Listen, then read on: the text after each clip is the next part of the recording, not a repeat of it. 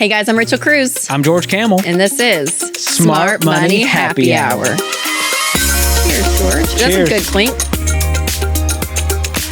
Wow.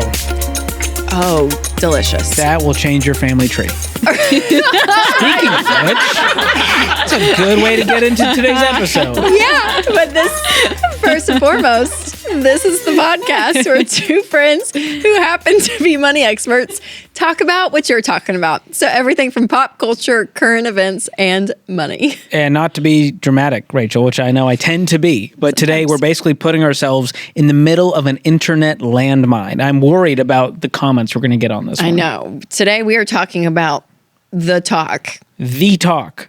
So and if when you have you're thinking kids, one thing, we're actually talking about something else. And it's the money talk. And so the keyboard warriors, get ready because you may agree or disagree with us, but we're gonna hit this subject head on because it's important. It is really important. And before we subject ourselves to judgment from all sides of the World Wide Web, today, Rachel, we're sipping on a Oaxaca Old Fashioned. And can I say, I've heard through the grapevine about these types of old fashions, not to spoil it for anyone, but it's tequila and like it's some a different type. It's not reposado. obviously a classic old fashioned, and I've never had one. So I'm so thankful that Michael, our resident bartender, I am thankful. He crushed it today. So you'll find out the rating. We're going to reveal the cost per glass. And as always, you can find the recipe in the show notes.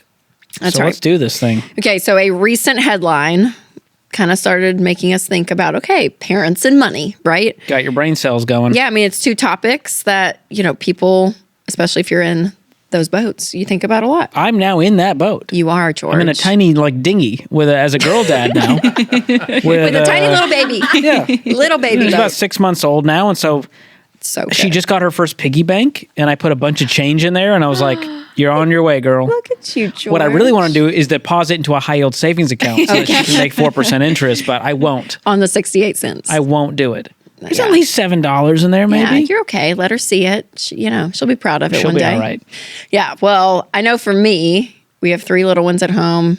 I love the topic of kids and money. Wrote a kid's book. Even growing up as Dave Ramsey's kid, money was obviously... Can I mention you are the best-selling author of the book, Smart Money, Smart Kids. That is true. That was written before I had kids. Not biased, but it's a great book. Yeah, it is. Well, it's a good one because it's perspectives. Like dad is the parent perspective and I'm the child perspective. And it was good. I was pure before I had kids and they tainted me in my opinions. Wow, I never thought about it like that. Yeah. You were so pure. Okay. Pure meaning I thought it was just so easy. Of course you'll do this. Then you have kids. You're like, I barely remember to, feed them. Like, wow. Let alone teach them about money. Well, don't call child services on Rachel.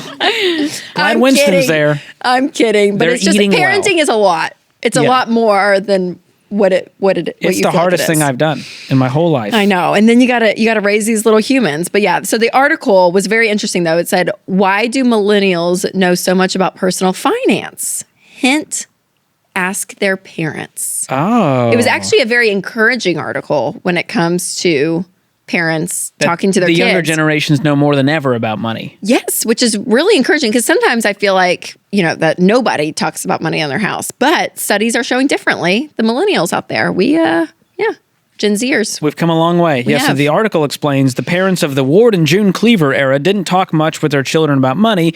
That taboo has gradually faded. And so we're talking, the picture-perfect white picket fence families of the 50s. They maybe considered it in bad taste to discuss numbers. It was something that you just don't do. Yep, that's right. But Forbes said approximately 75% of millennials grew up in families that talked about money. But only 41% of boomers recalled their parents talking about money. So, very interesting. Like the old Oprah quote, were you silent or were you silenced? That was a good one. Was that from the Meghan Markle interview? Yes, it was from Meghan Markle interview. Man, oh, we should go down that rabbit hole one Throwback. day. So good. Oh my God. Drama. Well, Forbes is suggesting that millennials have their boomer parents to thank for getting the head start financially. Yeah. So was this true for you and your family growing up? Did Dave and Sharon talk about money? They did. I mean, coming out of their story, bankruptcy in the late 80s, obviously Dave starting the Ramsey empire in the 90s. Yeah, so it was talked about. But I will say they did a really good job, and I do credit them with this, that money was not the centerpiece of our world. You know what I mean? But when you come into Ramsey for work every day, for those of us that work on the money side of Ramsey, it is. It's your whole day. You're thinking about content. You're thinking about how to podcasts and titles, and you're in the money space. So for him, for it to be such a big part of his world, he didn't take that big of his world home. Does that make sense? Yes. Like they talked about it and taught us what mutual funds were, but he left work at work and he got home and he was dad. Yeah, and I feel like they talked about it as much as another subject in life. Like they did a good job balancing it. It wasn't like this thing that was a constant in our home. That's fair. Conversation. How about you? Like that. Yeah, I mean, I don't remember like specific conversations, but my family was frugal, and so I remember couponing with my dad on Sundays, and we talk about where we're going to shop this week, and I'd see my mom kind of meal planning and getting the groceries. I'd see my dad. My dad would give me the tithe check at our Arabic Baptist church, so I got to put it in the offering plate, and I was always so excited to do that. So he kind of showed me a picture of that consistent generosity in our life. So there's a lot of great things, but I don't remember a bunch of conversations happening. Right. And isn't that crazy though? Back when we grew up, everything was so visual. Like you think about the newspaper, and coupons came in the newspaper, and you grabbed the newspaper to look at movie times for the movie theater, and like everything was so like hands-on right there. Yeah. Where now it's just so digital, and it can be such a one, right? Like if you're getting a text coupon, conversations. Yeah, and if you're getting a coupon, you're just doing it on your phone. And the thought of like, oh yeah, it's not just laying out there in the living room. Yes. We're going to have to show it, right? There's almost an extra step that we have to take now because of technology. You have a great quote, more is caught than taught when it comes to parenting and kids. And so I think that was so true for me. Yep. They didn't teach us a lot, but I caught a lot from what they were doing and how my dad would negotiate to get deals on things, or when it was shopping for a car. And so I'm very grateful to have grown up in that environment. Yes. And, they lived on less than they made, and they gave us a great life. Yep. So I feel like it was a pretty healthy environment. I don't remember seeing my parents fight about money or anything growing up, which is a blessing in and of itself. When do you feel like you had a grip on just financial responsibility? What was going on? Like, was it as a child, would you say? Was it in college? I think after college, as when an you adult? get your first job. When I was in high school, I started getting my first job. Remind me what your first job was again. Oh gosh, I had many, but like I worked for my public school system, like doing IT for the computers during the summers, like update. George, that's a great like just job. like software updates. You know what I mean? Like real basic stuff, but on 100 computers. So I did that. I had a stint doing inventory at a little bookstore back in the day for like it was like literally a day shift, and they'd pay you like $50. Yep. And then my first real job was like doctor's office receptionist. That's right. Making $12 an hour. Just imagine walking in the doctor's office and you see me in like an American Eagle pink polo. I'm like, hi. Is your collar popped? Occasionally. I think I kept it down for work. I was a professional man, by day. Professional Pop collar by night. We get the vibe. But yeah, getting your first check is when you realize like, oh gosh, like I'm putting gas in the car. Yeah. I'm doing this. Okay, so let me tell you this. I babysat all the time because that's where the money was. It still is to this day. Yes, you just make great money babysitting, or I did in high school. So that's what I always did. And then one season, I was like, no, I want like a mall job. So I got a mall job at Libby Lou. We talked about this. And we're getting my check, and I was like, what? Like it was. Where did it go? It was just not a lot of money. Do you remember what you were making? Was it like $7, $8 an hour? Oh yeah. Oh, it had to have been. Oh yeah. Like minimum wage. Oh, for sure. At the time in Tennessee. For sure. Yes. And that would have been 2003. Whoa. Yeah. So it was not a lot compared to babysitting, especially, right? Because you'd get $10 an hour or something babysitting. But I was having a conversation though about high school jobs with some friends, and they said, which I kind of thought, you know what, I may agree with them, that it should be a requirement for every teenager to have to be a waiter or waitress at a restaurant. I love this. And I was like, you know what? And I didn't do that. I served food at Young Life Camp though, so I did get a little. I did learn how to, bust some tables. But I think I think I may make my kids do that. Well, because for it changes. Because everyone's going to eat out. Like for the rest of your life, you're going to restaurants. You're going to go to coffee shops, hospitality and you appreciate so much kindness of people. Like you give learn people so more much. Grace. Yes, you tip better. I mean, all of it. What's going on behind the scenes. There's something about the restaurant industry it's a tough industry, George. Yeah. I think we got to put our kids through the ringer. Yeah, I did that in college at a Middle Eastern restaurant. I was a server, and it didn't end well for me. You had a lot of jobs, George. I'm very proud of you. I'm not scared of work. My biggest one was my claim to fame is Apple Store employee, if you can't tell. Always. The most stereotypical. I worked at Apple too. Oh, you nice. Yeah. Okay, Skylar, not stereotypical. I would not. I wouldn't pin you for an Apple store. I would not think you were This an guy, Apple employee. 100%. What'd you do, Skylar? I was just a specialist. I moved up to creative. And they job. taught us, Rachel, this is really cool. And I still do this to this day. If I'm teaching someone something, they made you sit on your hands so that you don't go, oh, it's right here. Let me just grab the mouse and show you. Or just point. You have to let them learn for themselves, which I think was a beautiful educational tool. Wow. Don't always agree with everything, but I agree with that. But I want my kid to work as early as legally possible. I think it teaches you that. Do you want to make them work for someone, though? Because I do think that was, I think my Libby Lou experience, it really, really got in my soul where I thought, I want to work for myself. Like boss babe, entrepreneur. It made a decision. I think both. I want her to have to start a little lemonade stand to learn about, a little profit and loss statement in business. And hey, you spent $5, you made $3. You lost money today. Man, I will say this. My girls did this summer so many times. They would make friendship bracelets because the Taylor Swift friendship bracelet thing was on the, they made so many bracelets, and then they grabbed our snacks from our pantry and they'd go out with their table at the end of our driveway. And our dang neighbors who are too generous would come by and put a 10. Or and they came back we made $60. And you're like, and I was like, no, we are giving all this money with back. Country Time lemonade, you made $60. All the neighbors that drove by were so many of them were entrepreneurship. We love, and they just, and I thought, no, you're not learning anything. And they were like, look at all this money. Not fair. I know. That's what I said. I was like, y'all, you sold pirate's booty and from what Costco. You should have done was been I'm the government. I'm taking $20 for taxes. I should have done the tax thing. Yeah, my dad used to do that to me when I got food. Did he? He'd take a bite and be like, taxes. And I was like, okay, Texas. Thank you for that lesson, Dad. I know. But I think that as they become of age, to be able to hold some level of responsibility. Yeah. And the big thing here is they need to learn that money comes from work, not from mommy and daddy's wallet as an allowance. So you could talk about this in the book, but looking at this as commission versus allowance, where you earn money. It's not just given freely. That's right. Okay. So that's our take, George, on all of our experience as new parents and or being children. Being raised. We were both once babies. We were both once children. Isn't that wild to think about?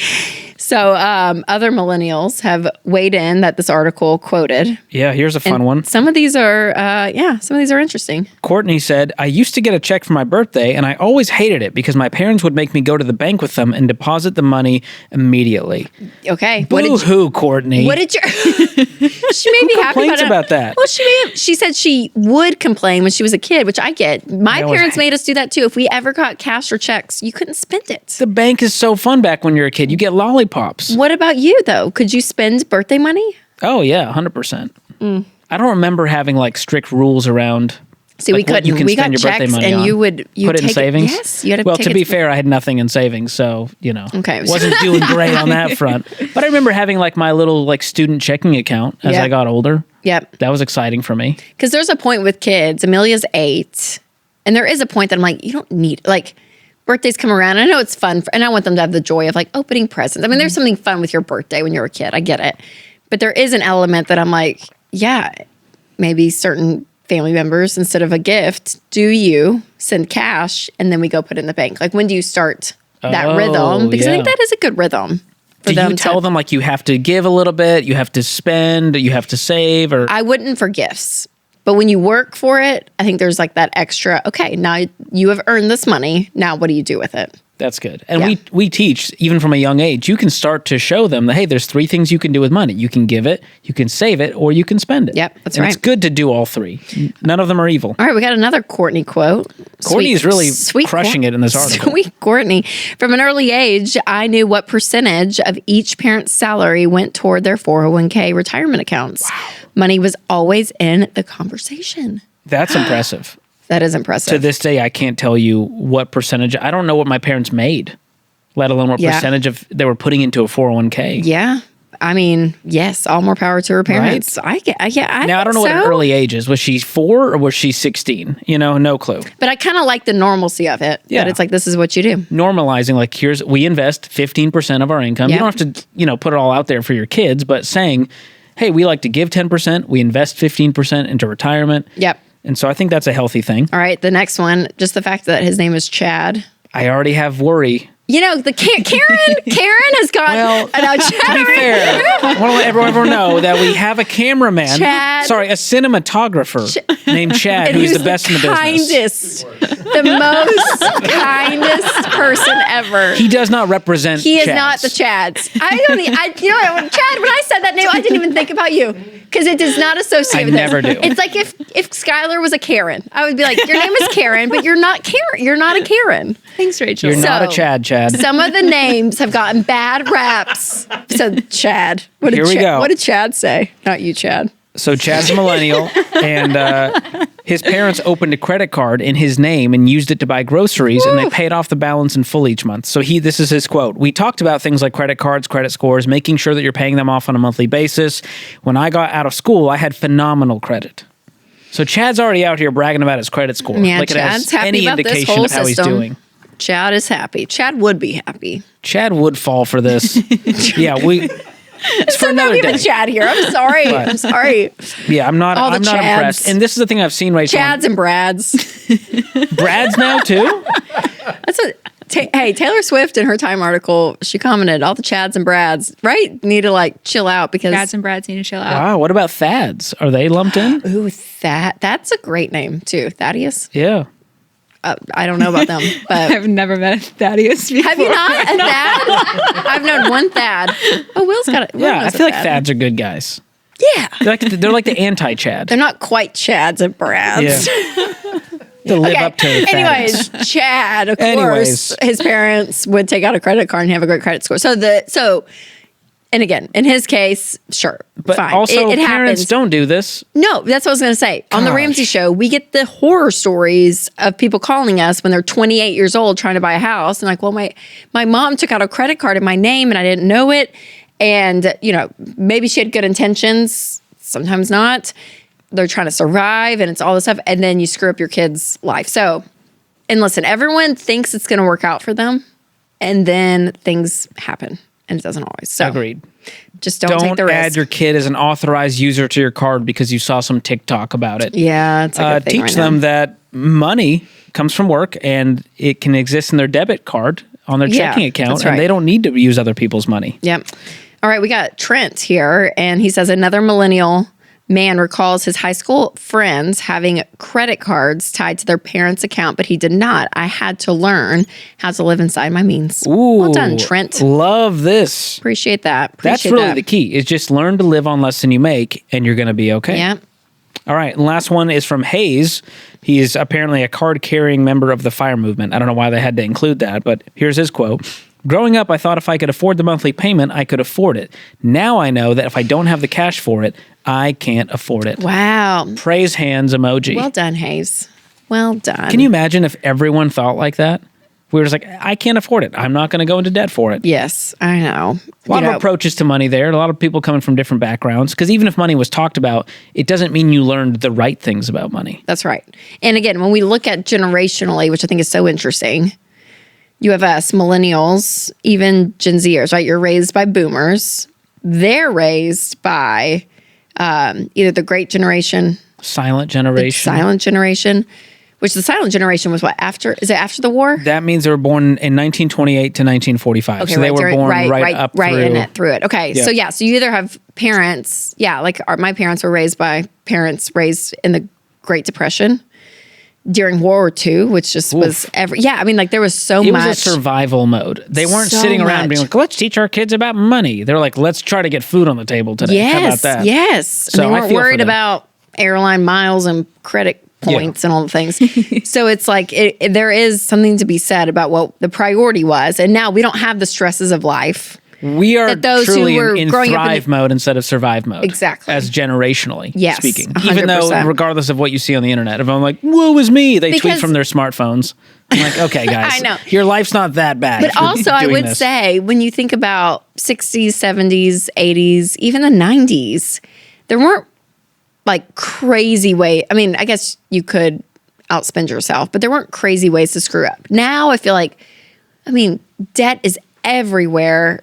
Buy now, pay later. There's There's way many, more traps. There's so and it's many more traps. normalized. Where beforehand, I don't know, life seemed more simple. Yeah. Right? Well, and everything's more expensive, which means bigger amounts of debt. Like Now, college tuition yeah, is up. Car that's a good loans are point. more. So all of that adds, comes into play here. Yeah. So what's wild is, again, after like war, poverty, Great Depression, all of that, then you have the boomers that were raised by parents that lived through that. And now the boomers hold nearly 80 trillion in assets, and much of that bounty will be passed on to the millennial children and potentially be the largest transfer of wealth in American history. That's pretty wild. So it's coming, George. Yeah. It's coming for you, millennials. It's coming. You think it's bad, just wait. You'll get a big pile of money, maybe. Oh my gosh. I don't know. It's a weird way to think about it. I never think about that. I don't like to think about it. Oh, that's another great tip. How do you raise kids? Because I feel like this. To live your life where you're not thinking about, what I will get one day. Oh. But genuinely, like, if I had to live with my family unit, what are we doing to win? That's a great question. We had a call on the Ramsey show, and this girl, we were trying to give her advice about her financial problems. And at the end, she was just like, yeah, well, I don't really care because I'm going to get a big inheritance and I have a trust fund. So it doesn't matter. No. And I was like, then why are you calling us? Like, but it's crazy because people think they're going to get something down the line and they don't know the full picture. They don't know how long the parents will live. They don't know what will be left. Hey, we took a call about someone that had, they only had a house left, but there were multiple liens on it. And it was like, and the inheritance was stolen by the sister. And like, you just don't know. That's all I'm saying is like, prepare for your house. Get ready for your sister. And let any inheritance be icing on the cake. That's right. how I see it. That's right. Absolutely. Okay. Absolutely. So it's risky to put all of your hope into other humans, whether that's the government, family inheritance, friends, kids, your job. Because on the other side, a lot of parents are now relying on their kids to survive financially because they're like, well, I gave you this great life. You should now take care of me and I need money. And we've taken those awkward calls. We took one this week where the son was like, how do I stop? Like my dad keeps asking for money, saying, I gave you all these cars growing up, and now you need to pay me $2,000 for a watch repair. I'm like, this is crazy. No. Yes. Jeez. So parents, don't do that to your kids. I think it's weird. You can give me a hot take here. I don't think parents should ever ask their kids for money.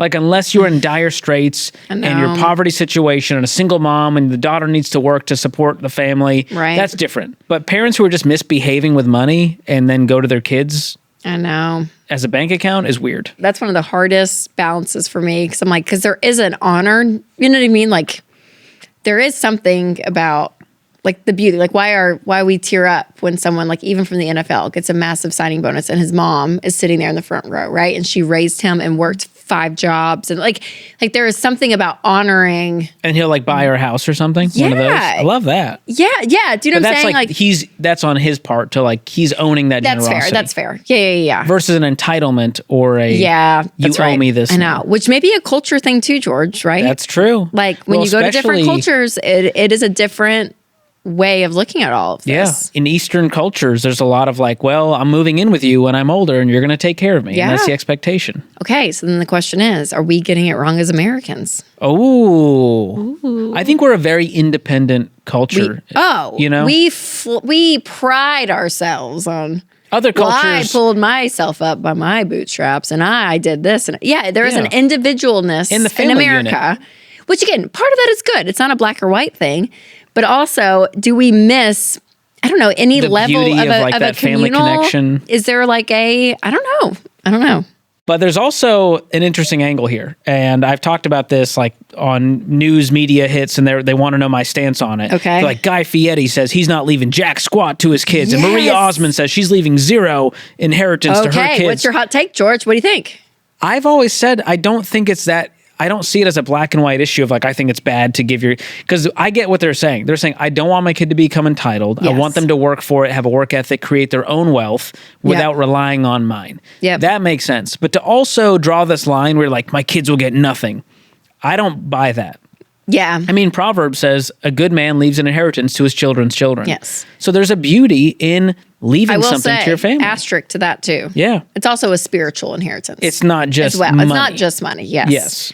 But there is something beautiful saying, hey, if you've built something great, it would be a natural instinct, I think, to say, yeah, I want you to take care of this and you guys grow it as well and help people and do, you know what I mean? Like it would be what I would want.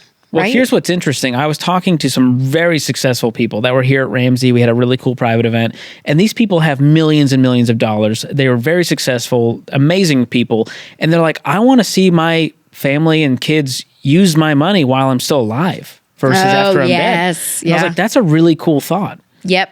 And so they were Instead of like building up this massive, you're like, going to get thing, in my will, and you're going then to when get I this die, much. you get it all. Right. But I do think there is a healthy level to raise our kids to be independent people. Yep. Regardless of what we do or don't do. Love that. So. And don't feel bad spending your nest egg and enjoying it in retirement. You know, some people hoard so much that they're like nickel and diming their way into the grave, and they never get to enjoy it. Because that same group of people, which they're a great example on a lot of this topic. Yeah, so many of them I talk to, they travel together. Like they're living the life in their 60s. You're like, I want to be them. And they're traveling everywhere. Yes. And one of them was like a World War II fanatic, and he had all this memorabilia and all. I'm like, good for you. Like, it's great. It's great. What are some things you want to do with your kids to like kind of spoil them later? Like, hey, are there things that you did with your family that you want to pass down, like a tradition almost? Oh, I'd say travel. Just like, hey, we're going to pay for the trip. Come on, hang out. Yes. Mom and dad, not early on, but when we hit high school, they started traveling and took us. So we did like Europe, like we did big trips. Was there like a tradition year of like, hey, when you turn 16, you get to, I think I've heard this. No, but I learned this 2 weeks ago that apparently they told my nephew, my oldest nephew, who's 10, William, Mom and dad started a new tradition that when the grandkids turn 11, they will take them on a trip. Aww. And my mom suggested Washington, D.C. That's beautiful. For the 11-year-old. And I thought, does he like history? Is he a big history buff? I don't know. He's in the 5th grade. So maybe. But I thought it's sweet, William. That's I don't cool. know. Will William go to D.C. with Dave and Sharon? He might. He might. That's really cute. Why 11? Is 11 a... I have no idea. Okay. I don't know. But I like that tradition of like, hey, whenever the kid turns a certain age, we never had that growing up. Did you? No. Yeah. But I can't remember if it was our friend Ken Coleman or someone was like, this is something we do. Like when you turn 16, you get to choose. You get to do it. You know what it is? It's Jeremy Breland, our boss. Oh. He does that with he's got 5 kids. And so there's a tradition where, hey, you turn 16. You get to pick a trip. You get to pick the trip and where you go. And I love that. That's fun. so fun. That's there fun. you go. So there's a lot of fun things you can do with money and kids. Yes. That's all I'm saying. For sure. So what's the most important money principle you want to hand down to your kids? Any specifics? Oh, gosh. It's like choosing your favorite child. I know, right? Amelia. I mean, not to be like... Just kidding. I'm kidding. We know it's Charles. It's Charles. Caroline, I love you. Did Amelia and Caroline have a queen bed when they were babies? Yes, because my theory still stands true. Yeah. Wow. They all had the same size beds. That's which good. they That's will fair. till they're 18. And then what? By the way. Then they go to college and they get a dorm room. Oh, I thought they get to upgrade to king once they turn 18. No. They move out. Okay. I would say there is, I think for me, it's less of a tactical principle. It's more of a character principle. Ooh. So a level of contentment. Like there's something about that money gives you options. And that's why we teach people, hey, have the freedom of money because it will allow you to do things that you couldn't do. Things like leave a job you hate or, fill in the blank. Yes. It gives you options. But it is not the thing that's going to fix everything. It doesn't. It gives you the tools to be able to do things in life, but it's not the end all be all. And I feel like some people, it is like so solo focused of just like, this is my thing, this is my thing. And it ends up empty, right? Yeah. I'm like, so there's a contentment piece, regardless of where you are financially, that I want my kids to have. I like that. I'll piggyback that and say that I want to teach Mia and whoever else, whatever other kid we have, money is only good for the freedom and joy it can bring. Like it's just this amoral thing. It's just tool that you can use to bless others, to have an amazing life, and to build wealth for whoever's next. And I think once you realize that, it's very freeing. It just sort of takes all the pressure off, and you just go, cool, I'll just set some goals in each of these areas, live on less than I make. Yep. And I'll have a great life. Yep. And that's what we wanted to do to set her up. That's why we got out of debt and wanted to get rid of our house payment. Because I wanted to raise a kid in a debt-free home. Yes. That was a big goal for us. Yes, I think that's great. Because you meet people and it's like, the contentment level of somebody, it's not the amount of money they have, right? Because you meet people that are very content that are, household income 60,000. They don't have debt. They're not stressed. They're happy. Like they're happy, right? And then you meet people that, we spent some time with that group of people that I'm thinking of, and they're worth, who knows, 30 million. And they're kind, wonderful people, right? Yes. So I'm like, it's not that. And then you meet people with that money and you're like, oh, you're gross and you're greedy. It just feels gross, right? And then you meet people that make 60,000 too that are miserable and they're unhappy with their life. So the contentment piece, I think is key. And I think all of our fears as parents is raising entitled kids who are jerks and brats, I know. So that's the big part. But and money is woven into that. Our example is everything, right? When you treat the janitor at the school, you treat the waiter or waitress at the table, the people around you, you are kind, you are respectful, everyone has value. The things we choose to do with our time and our money, like there is a grounding there that you can do with your kids, right? And show that example of who you are as a person. And the gratitude, I pray that's what, shines through. I enjoyed this conversation, Rachel. It's a big one. Well, it's not something I can always say about we're not boomers. We are not boomers. We'll end with that, Chad. Take that. All right. That was a heavy episode, George. I feel like I need another drink. It's almost the end of the episode. I don't know if y'all were prepared for that, but it is. And I feel like we got real. That was we showed you our hearts. So vulnerable. So vulnerable. So it's almost the end of the episode, and we close out every episode with Guilty as charged. And this is where our producer, Skylar, gives us a new guilty as charged question every week. Skylar, I'm regretting that we didn't bring you in more in the conversation. Yeah, We know I about feel like your you had childhood. a lot to add. I feel like you could have. I'm sorry. It's all good. Okay, so your question today is, did you ever make a mixtape or CD for your crush? Oh, for the crush? No. I can say that confidently. Were they made for me? Oh. No, we did mix. No, ours were mixed CDs. No, we did them for like ourselves or our friends. That's rude. How about you? Yeah, 100%. For the girl? That was like 80% of my strategy. For the girl? I'm just like, yeah. No, I would make mixtapes. Like I was a part of the latter generation, like the boombox of the play record. Yes. Yeah, I was the latter day of that too. Britney Spears would come on and Backstreet and Blink-182 and you would hit record at the right time and you still hear the DJ coming in like, you're listening to 92.9 The River. This is Blink-182. And I'm like, that's the mixtape. 107.5 The River. That was Nashville. But as I got older, we started making like, you get the CDRs, like the huge packs. Yes. And you'd be burning them on iTunes and I get the songs from Napster. Oh my gosh. You know? Yes. And Kazaa. And I would get all the most like romantic songs I could think of on there. And I would do a little drawing on the CD and give it to, not only did I make mixtape CDs, I once got a song dedicated on the radio. Oh my gosh. On our station. It's kind of like our Delilah in Boston. It was called Magic 106.7 with David Allen Boucher.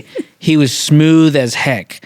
When I heard him say this name, he was like, Fanny, this one goes out to you from George. This is Total Eclipse of the Heart. And I was freaking out. I was like, oh my gosh. You did Total Eclipse of the Heart? I like text her on my little brick phone. I was like, are you listening to Magic 106.7 right now?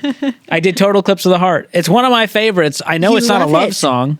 Oh, it's a great song, but though. Gosh, what a ballad. What a great song. With the song. key change. I don't know what that means, but what a great song. That's true romance, gentlemen. You get a song dedicated on the radio. Unbelievable. All right, George. That's also the same girl I co-owned a bunny with. Fun fact. Tells you how that relationship went. It's fine. She's doing great.